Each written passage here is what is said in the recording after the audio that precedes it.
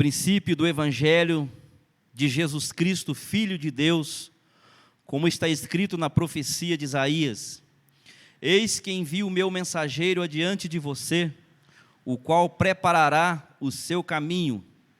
Voz do que clama no deserto, preparem o caminho do Senhor, endireitem as suas veredas. E foi assim que João Batista apareceu no deserto, pregando o batismo de arrependimento para a remissão de pecados. E toda a região da Judeia e todos os moradores de Jerusalém iam até ele, e confessando os seus pecados, eram batizados por ele no Rio Jordão.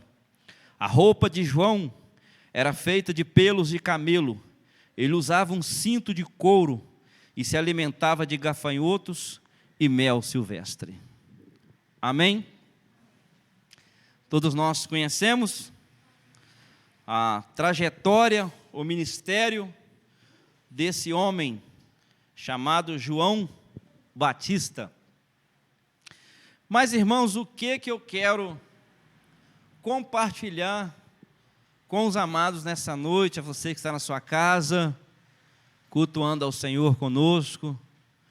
Deus esteja abençoando a sua família de uma maneira toda especial nessa noite. Uma tradução bem atual das nossas Bíblias diz assim no versículo 3: ele está gritando no deserto: preparem o caminho para o Senhor passar, abram estradas retas para ele. Na tradução que lemos diz: voz do que clama no deserto, preparem o caminho do Senhor, endireitem as suas veredas. Vamos entender melhor o versículo. Ele está gritando no deserto: preparem o caminho para o Senhor passar, abram estradas retas para ele. Assim pregava João Batista, profetizado pelo profeta Isaías. O que eu quero meditar com os irmãos é sobre os valores do deserto. Os desertos que nós passamos, os desertos que atravessamos, os desertos que você passou, que você atravessou, ou que você esteja vivendo, tem valor? Serviu para alguma coisa? Certamente sim. Todas as vezes que Deus conduziu o seu povo pelo deserto, mandou para o deserto, Ele nunca os deixou sozinhos, nunca os deixou morrer, servindo a Ele, obedecendo a Ele. João, ele pregava lá no deserto, ele alimentava, ele comia, bebia, não faltava para ele. Deus conduziu o seu povo no deserto, sempre providenciou o que eles precisavam, que era a água, a comida, até carne de codorna. Maná, nunca os deixou morrer de fome, sede, frio e nem calor, porque de dia tinha nuvem, de noite tinha o fogo para aquecer. Não é verdade? Quando Deus, pelo Espírito Santo, conduziu Jesus ao deserto, após ser tentado, diz o texto no versículo 11 do capítulo 4 de Mateus, que os anjos de Deus vieram e o serviram ali no deserto. Quando Deus mandou Abraão despedir Agar para ir para o deserto errante, Deus abriu um poço no meio do nada para ela e o filho tomar. Então, logo, os desertos têm os seus valores. E por que é que Deus, às vezes, nos conduz ao deserto? O que Ele quer conosco? O maior de todos os profetas, muitos dizem, João Batista, ele não escolheu desenvolver o seu ministério no pátio do templo de Jerusalém. Ele não escolheu desenvolver o seu ministério nas praças da cidade santa, como os religiosos da época. João Batista não escolheu orar em alta voz nas praças para ser visto pelos homens. Ele foi para o deserto. por que João Batista vai para o deserto? Nós, irmãos, nós cremos, numa direção divina para a vida de João, porque diz o texto que ele já era cheio do Espírito Santo antes de nascer. Desde o ventre da mãe, aquele bebezinho já era cheio do Espírito Santo. Então, João Batista, ele vive essa experiência e leva o povo a viver experiências significativas por causa do deserto, do lugar onde ele estava anunciando arrependimento. E nós vamos ver aqui, irmãos, quais são os valores do deserto. Eu vou falar só de 3. Por que Deus nos conduz às vezes a um deserto? Primeiro, porque o deserto é um lugar para a gente ouvir Deus, ouvir o Senhor. Eu conheci um diácono, ele trabalhou comigo quando eu fui evangelista, ele foi um diácono da igreja, e ele vai dar o seu testemunho. Quando ele dava o seu testemunho de conversão, ele falava que ele ouvia muitas pessoas pregarem para ele trabalhava, ele é um bom pedreiro, um dos melhores da região, e ele trabalhava para as pessoas da igreja, e as pessoas pregavam para ele, as irmãs dele já eram convertidas e pregavam para ele, e uma certa ocasião ele ficou muito doente, foi para o hospital consultar, ficou internado, e ele conta que numa noite ele se sentiu no deserto, sozinho no leito de hospital, olhava para os lados, os outros enfermos todos dormindo, e ele se sentiu ali, sozinho, e de repente ele começou a ouvir uma música, um hino, cantando na rua, na casa, ao lado do hospital, e era um hino de Raíssa e Ravel, e ele então, com a letra daquele cântico, ele começou a chorar e falou: eu preciso decidir a minha vida agora, esse é o momento, e sem mais ninguém pregar para ele, com a letra daquele cântico, ele conta que ele se entregou para o Senhor Jesus. Então foi necessário ele ir para esse deserto, para ouvir a voz de Deus. Deus o mandou para aquele leito de hospital, para que ele pudesse ouvir a voz dele. O deserto, irmãos, para João Batista, representava um lugar especial, onde ele teria condições de se afastar das distrações de Jerusalém, onde ele teria condições de se afastar dos alaridos, do alvoroço sobre Jesus. E ele então escolhe ir para lá. Deserto é o lugar onde as distrações da nossa vida ficam para trás. E muitas vezes Deus nos leva a desertos para isso, a fim de poder ouvir as ordens dEle. João Batista vai para lá a fim de poder ouvir o que Deus mandava ele falar. Todos nós vivemos num mundo agitado. Seja sincero, como é que vai ser o seu dia amanhã, de manhã das 6 às 6 da tarde? Você já calculou o tempo, os minutos que você vai tirar para Deus amanhã? Eu creio que ainda não, talvez sim, né? Quantos minutos e que horas eu vou tirar para Deus amanhã? Porque nós vivemos num tempo agitadíssimo, né?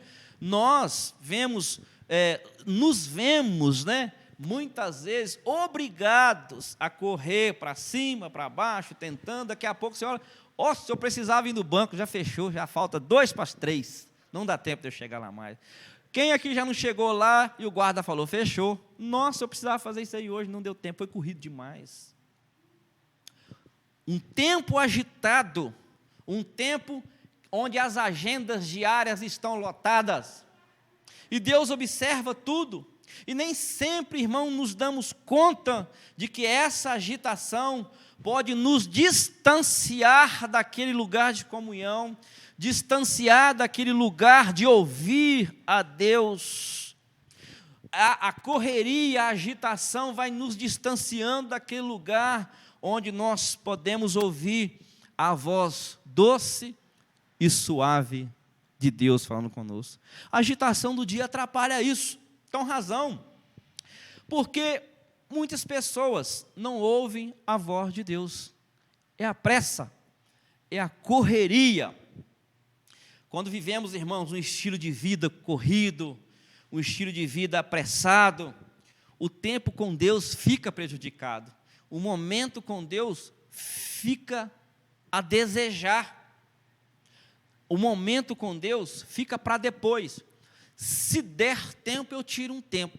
Se não der, mas eu vou ver. Na hora de dormir, eu tiro aquele tempinho para Deus. E vai ficando em segundo lugar aquele que fez o dia. Não é assim que diz o texto? Esse é o dia que o Senhor fez. O Senhor faz o dia para que possamos vivê-lo feliz. E nós nem paramos para dizer, Senhor, obrigado por esse dia que o Senhor fez. E acaba, irmãos, quando tira o segundo lugar, tira o tempo que sobra para o Senhor. Um teólogo chamado John Stott, ele disse assim, irmãos, acho que os problemas das nossas vidas diminuem consideravelmente quando eu ou você o enfrentamos em oração antes de começar o dia. Experiência própria desse homem. Os nossos problemas diminuem consideravelmente quando nós os colocamos diante do Senhor em oração antes de começar o dia. Ó, que paz perdemos sempre. Ó, que dor no coração. Só porque nós não levamos tudo a Deus em oração. Não é assim que diz o cântico? Distrações, irmãos, muitas vezes perdemos a oportunidade de ouvir a voz de Deus, porque as nossas mentes estão inundadas de outros pensamentos e preocupações dessa vida passageira, que passa rápido. Quando nossa mente está cheia e sempre pensando e nunca dando a Deus uma chance em silêncio para Ele falar conosco, Deus não vai comunicar com a gente, a não ser que Ele nos leve a um deserto. Do jeito dEle. E lá Ele fala, aqui, agora você vai ouvir a minha voz. Eu quero falar com você assim, assim, assim. Às vezes Ele quer falar com a gente. É como que alguém que te liga, e você deixou o seu celular no silencioso, lá na cozinha. Ou antigamente, tem ainda, né, irmãos, o telefone de gancho, né? Deixa o telefone fora do gancho. Vou deixar o telefone fora de gancho para ninguém me ligar. Tira do gancho. Não é assim? Às vezes é mais ou menos assim. Tem gente que tem costume de deixar o celular no silencioso, né? Você liga, não atende de jeito nenhum. Às vezes Deus faz assim.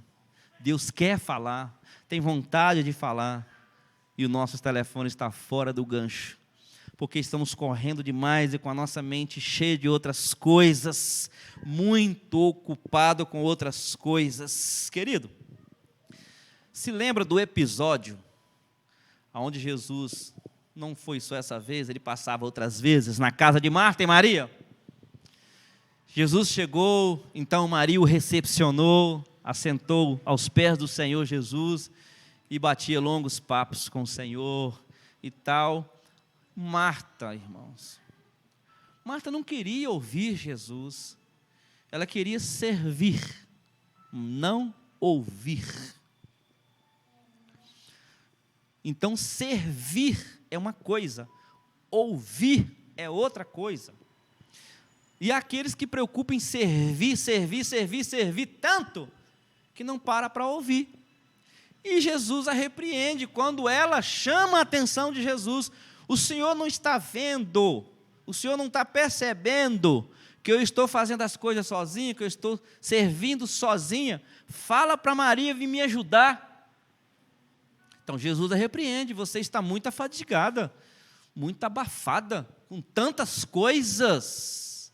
Maria escolheu a boa parte, e isso nunca vai ser tirado do coração dela. Lá na frente você vai ver essa mesma Maria, queridos, quebrando um vaso de alabastro, no valor de 300 denários, e derramando sobre Jesus. Tempo para o Senhor. Nessas horas é que percebemos o quanto necessitamos tomar uma decisão de procurar o tal deserto nosso de cada dia. Mas não precisa ser um momento de dor, de enfermidade, de leito, não. O deserto nosso de cada dia pode ser o quarto com a porta fechada.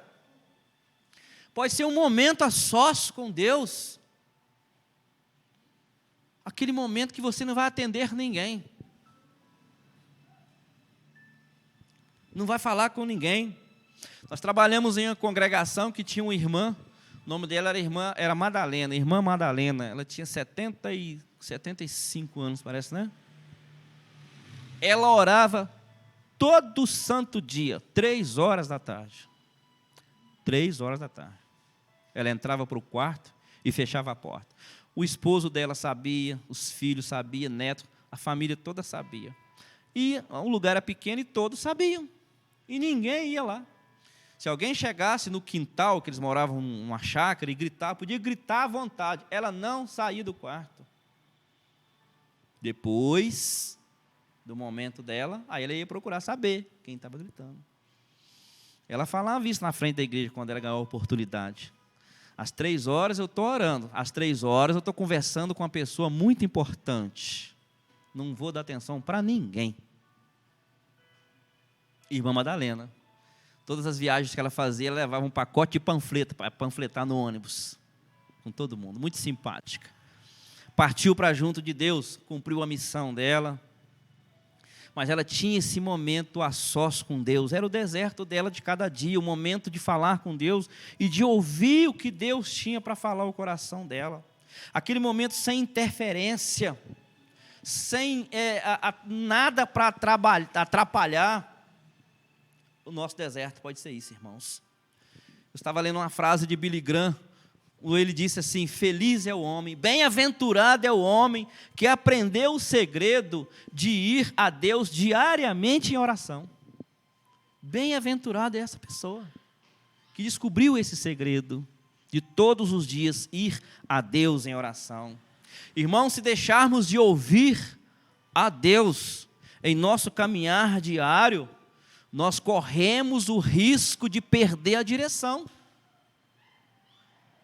Deus fala conosco, a palavra de Deus, a Bíblia diz assim: lâmpada para os meus pés e luz para o meu caminho é a tua palavra.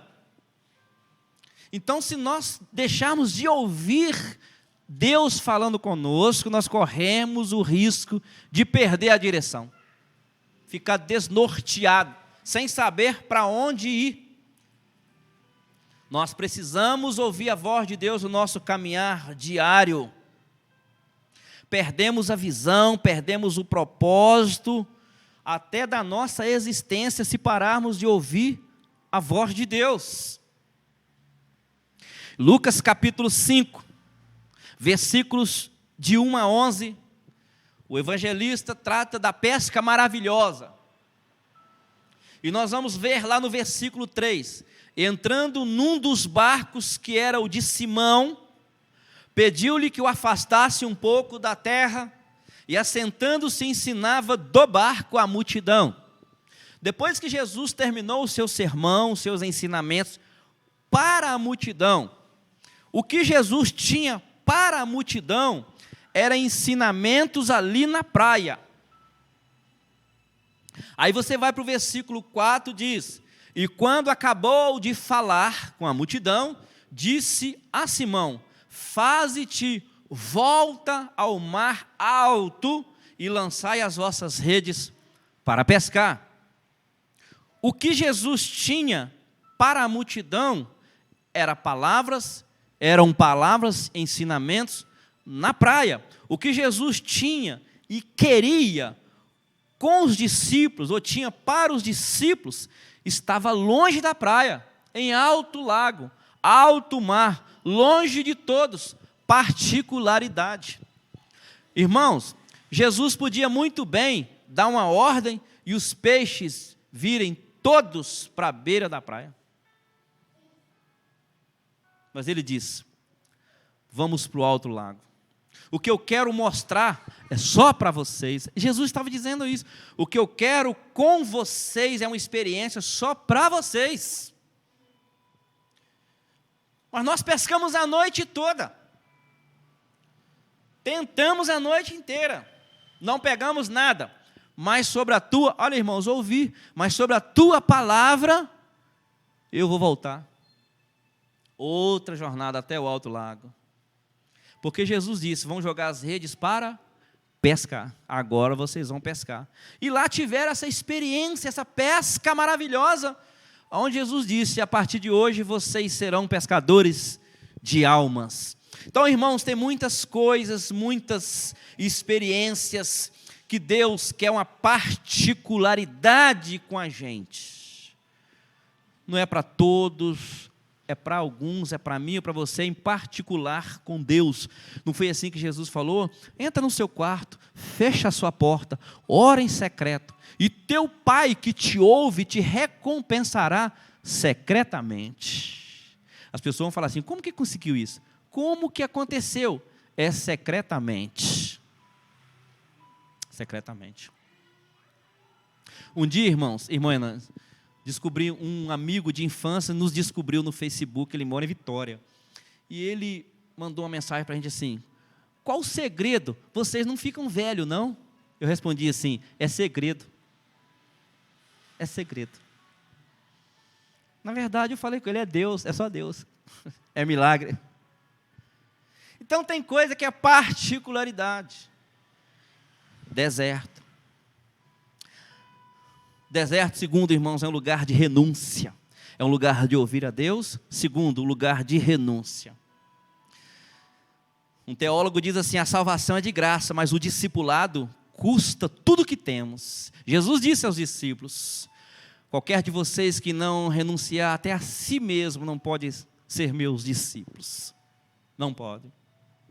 O texto bíblico então mostra que as multidões partiam para o deserto, as pessoas iam para o deserto para ouvir João, para ouvir essa mensagem. Muitos iam para se arrependerem, outros iam por curiosidade, outros iam para questionar essa mensagem que João trazia. Enfim, todos iam ouvir a sua mensagem. Com isso, então, cada um estava deixando as suas casas, deixando os seus afazeres, para ir até João. Renúncia. O deserto, ele serve para as nossas renúncias. Tal atitude, então, representava despojamento, renúncia, regra, via de regra. Toda decisão tem uma renúncia. E quando as pessoas decidiam ir até o deserto, estavam renunciando a alguma coisa. Eles buscavam, então, algo que eles consideravam ser mais importante do que os seus afazeres, do que as suas rotinas. Quero ouvir aquela mensagem, a voz que clamava no deserto.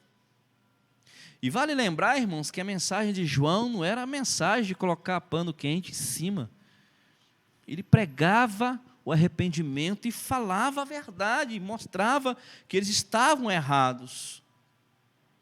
Então, com isso, as pessoas, ao ir até João, estavam demonstrando, com esse comportamento, com essa atitude de ir lá, a disposição de renunciar a alguma coisa para obter algo mais precioso. Diz o texto que eles se arrependiam e eram batizados por João, ouvindo essa palavra.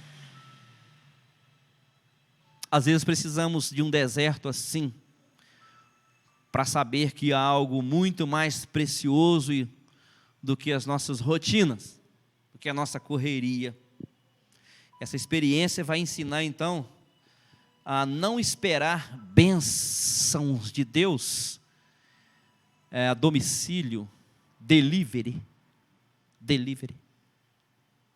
Esperar a bênção de Deus braços cruzados dentro da minha casa, no conforto, no meu espaço, e até mesmo exigir que Deus venha ao meu encontro para falar comigo. Não é assim que funciona, irmãos.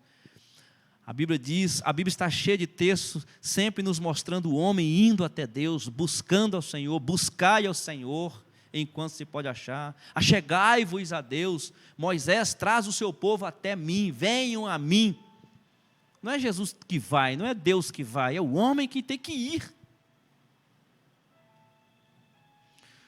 E nós aprendemos então a valorizar mais essa busca quando é num deserto. Os que estavam dispostos a deixar tudo e partir para o deserto, queridos, eles também não estavam dispostos a deixar posturas erradas para assumir um compromisso com Deus. Muitos iam para questionar João, como já disse, questionar a sua mensagem.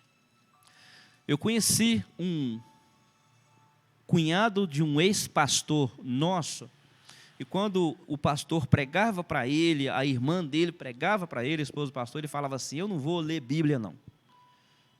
Primeiro que a letra é muito pequena, e segundo que eu vou descobrindo os meus erros. Então eu não lendo, eu não vou descobrir os meus erros. E o pastor falava: não precisa você ler não, eu vou te falar os seus erros então. Eu leio e te falo quais que são. Correndo do compromisso para não ver o que está errado.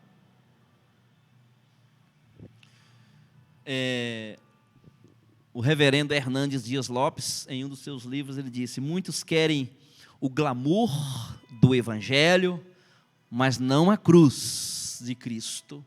Querem os milagres, mas não a renúncia. Querem prosperidade e saúde, mas não arrependimento. Querem o paraíso na terra, mas não a bem-aventurança do céu. Ouvir a Deus no deserto. Ir ao deserto é renúncia. E em terceiro lugar, queridos, o deserto é um lugar desprovido de religiosidade. Nós vemos aqui e cremos pela palavra do Senhor que, ao pregar o Evangelho de Deus, a palavra de Deus, o arrependimento no deserto, João Batista, ele estava promovendo, João Batista estava trazendo, naquele tempo, uma ruptura com a hipocrisia dos religiosos. O que era isso? Eles davam mais valor às vestes sacerdotais, davam mais valor a isso, eles davam mais valor a objetos sagrados do que a vontade de Deus, do que o amor de Deus. Vocês se lembram que eles diziam para Jesus: você não pode curar hoje, porque hoje é sábado. É errado. Não, mas essa mulher estava possuída por um demônio. Não, mas não podia. Eles diziam isso. O Senhor não podia ter libertado essa mulher do demônio hoje, porque hoje é sábado. Então Jesus dizia: então se uma ovelha sua cair no buraco, hoje ela morre, porque hoje é sábado. Então se o seu gado tiver sede hoje, você não vai dar água para ele, porque hoje é sábado. Hipócritas. Então ele fala: essa mulher, ela é um filho de Abraão. Então eles valorizavam mais coisas, vestes, objetos, do que o amor de Deus, do que a vontade de Deus. Então muitos queriam impressionar o povo com aparência de piedade, mas os corações deste povo, desses religiosos, que vivia essa vida de religiosidade, estava vazio. Isaías já profetizou que isso ia acontecer. Este povo me honra com os lábios, mas os seus corações estão longe de mim. Em vão me adoram. Coração em outro lugar. um religioso que vivia uma vida de aparência de religiosidade. Em uma de suas orações, ele dizia assim para Deus, questionando Deus na oração, ele falava assim: ó Senhor, onde está o Deus de Elias? Cadê o Deus de Moisés? Por onde anda o Deus de Josué? E depois que ele orou bastante e parou de falar, a voz de Deus falou ao seu coração: eu sou o mesmo ontem, hoje e eternamente. Onde estão os Elias? Onde estão os Moisés e os Josués? E ele então baixou a cabeça e parou de falar. E milhares de pessoas, irmãos, pensam que ser adeptos a uma determinada religião, fazer parte de uma denominação, já ganhou o direito de salvação, religiosidade, vivem enganados na sua maneira de viver e dizer que são servos do Senhor. Não existe ritual que garanta a salvação. Não tem esse segredo de ritual. É só o sangue do Senhor Jesus. Em nenhum outro há salvação. Porque também debaixo do céu nenhum nome foi dado entre os homens pelo qual devamos ser salvos. Atos capítulo 4, versículo 12. É pela graça que somos salvos por meio da fé. Isso não vem de nós, é dom de Deus, não vem de obras para que ninguém se glorie. Efésios 2, 8. Então não é rituais ou tradições que vai nos salvar. É o sangue de Jesus Cristo. É o amor por aquilo que Ele fez por nós. Eu nunca esqueço de quando eu fazia o seminário, o professor, falando de missões, contou que foi entrando uma mulher num culto, e o culto estava animado, e aquela senhora foi entrando na igreja com um balde de água numa mão e com a tocha na outra mão. E as pessoas ficaram olhando aquele fogo e aquela água. E ela foi entrando, e quando chegou no meio da igreja, o pregador disse: o que significa isso, irmã? Já estava combinado. Ela falou assim: estou fazendo uma analogia, se eu pudesse, eu colocaria fogo no céu, e com essa água eu apagaria o fogo do inferno, porque muitos hoje servem a Deus, não por amor a Cristo, mas com medo do inferno. Eu sirvo a Cristo por amor a Ele, por amor a Deus, ou com medo de ir para o inferno? Religiosidade. Deserto é um lugar desprovido de religiosidade. Então, quando eles chegavam lá e olhavam João, esse é o profeta? Mas ele usa a roupa de pelo de camelo. Não pode ser. Qual é a comida dele? É a do templo, aquelas comidas consagradas? Não, ele come gafanhoto e mel. Mas ele é realmente profeta, ele é o profeta. Ele veio preparando o caminho, porque o que vem após ele é maior ainda.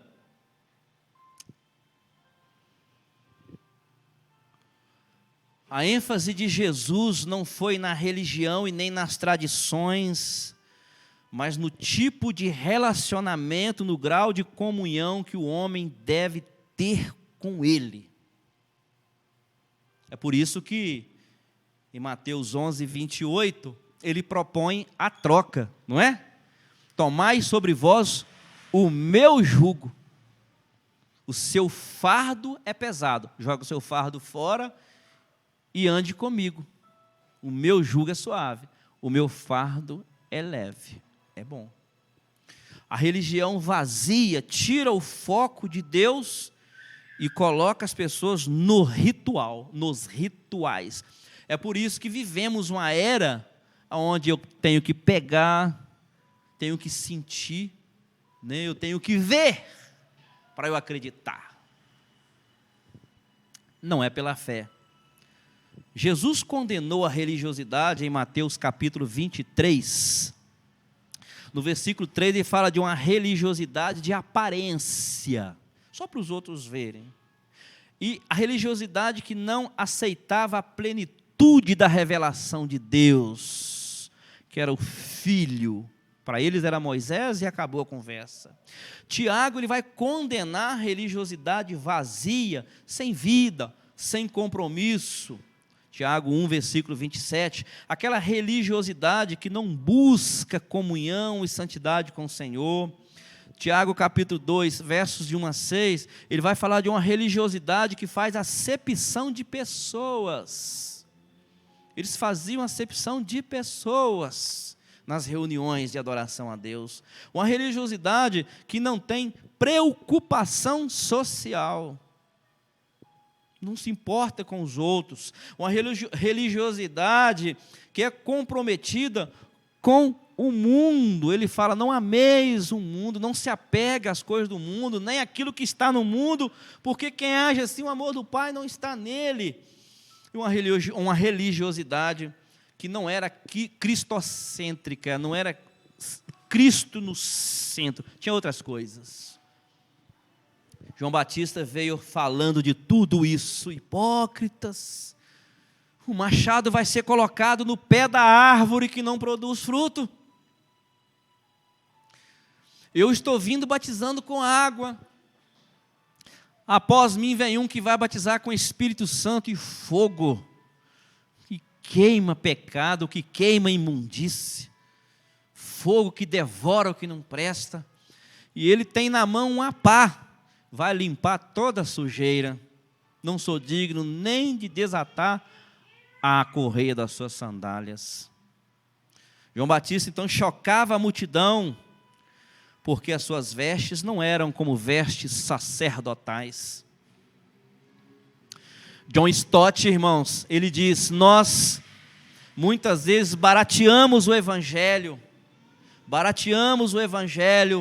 quando o tratamos apenas como algo que nos liberta da tristeza, algo que nos liberta do medo, da culpa e de outras necessidades pessoais, ao invés de apresentá-lo como uma força que vai nos libertar da ira que está por vir.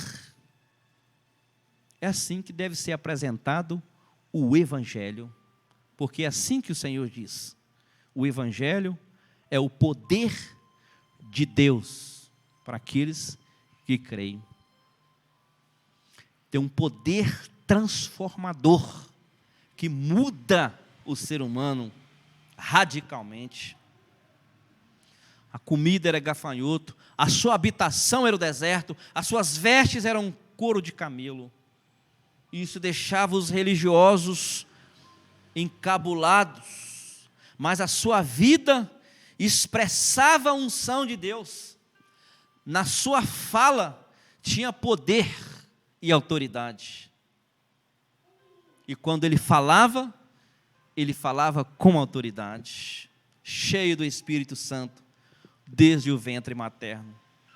Com tudo isso, irmãos, nós cremos que Deus estava querendo colocar na mente das pessoas que elas deveriam ser preparadas pela mensagem de João, para receber algo diferente do natural, receber algo diferente daquilo que eles estavam acostumados. E o objetivo de Deus usando João era ajudar o povo a romper com aquela religiosidade, a romper com aquela vida infrutífera que eles tinham. Ele veio para ajudar, trazendo essa mensagem: arrependam-se, porque é chegado o reino de Deus. Feche seus olhos, vamos orar.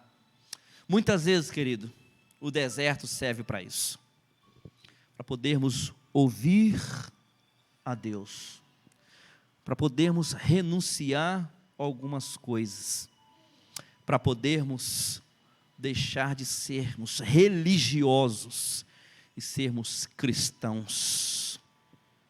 Deus amado, nós louvamos o nome do Senhor nessa noite, porque o Senhor tem nos abençoado com toda sorte de bênção que é em Ti. O Senhor nos abençoou com o perdão, com a salvação, com amor inexplicável. Muito obrigado, Deus, por essa oportunidade, quando ainda estamos na casa do Senhor, adorando o Teu nome, meditando na santa palavra do Senhor. Deus, que possamos, nesses dias, nesse tempo, voltar os nossos corações para o Senhor, depender do Senhor, tirarmos tempo para estar sós com o Senhor. A nossa oração é que o Senhor, como o nosso bom pastor, nos ensina a andar na Tua presença, a caminhar na Tua presença de maneira que agrada a Ti, Senhor. Nós oramos por esses irmãos que estão em suas casas, conectados conosco, por cada família aqui nesta noite representada, e profetizamos, ó Deus, uma semana de paz e abençoada na vida da Tua igreja, e que o amor do Senhor, a graça salvadora de Jesus Cristo, Filho, e as doces consolações do Espírito Santo permaneça sobre as nossas vidas, no nome de Jesus, o nosso Salvador eterno. Amém.